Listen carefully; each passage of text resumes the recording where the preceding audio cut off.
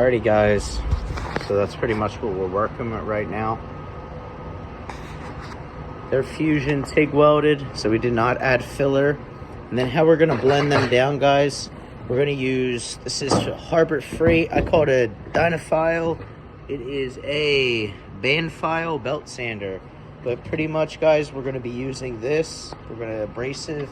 This is an 80 grit, but you're gonna pretty much take down that top layer, give it like a little smooth coat. You wanna get rid of the two edges, the top and the side edge, or top, bottom, whatever you wanna call it.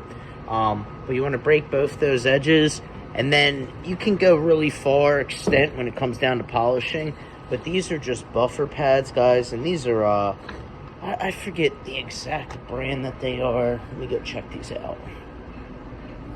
So, these are 3M Scotch-Brite, guys, surface conditioner pads. So these things are awesome. And then you get a Harbor Freight 80 grit. As you can see, these things are $5. They're quite expensive, but they do great. And last but not least, guys, this is a Scotch-Brite pad. So pretty much the same thing that's on the grinder. Just gonna run it through and just give it one last finish, you know. So comes out pretty well. And as you can see, it's a little rough, but I told the customer, they knew expectations ahead of time. These were on level. The installation just wasn't. As you can see, this top's higher than the bottom, so to get it a perfectly flush seam, it's going to be impossible.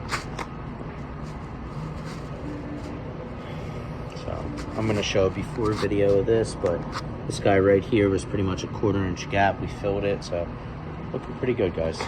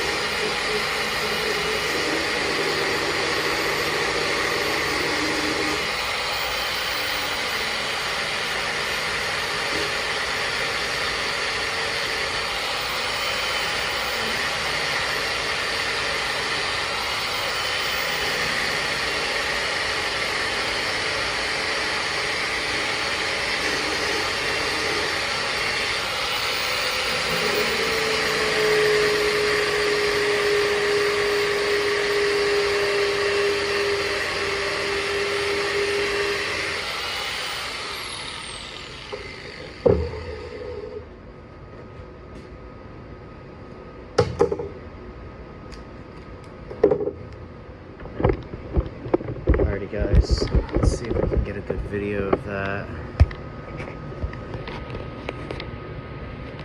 So you see right there with that dyno file, we hit the left, oh, whatever you guys want to call it, this edge and this edge. Pretty much you want to break those two edges with the dyno file. Then you're going to come back over with the surface conditioner pad. It's going to give you guys a really nice finish, as I'm about to show you.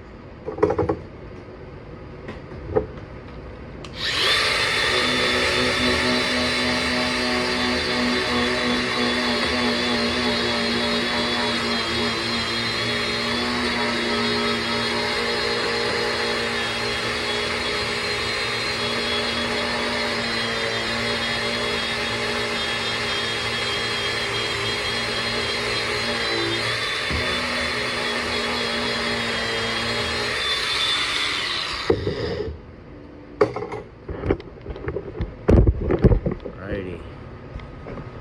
Let's see if we can get a good video.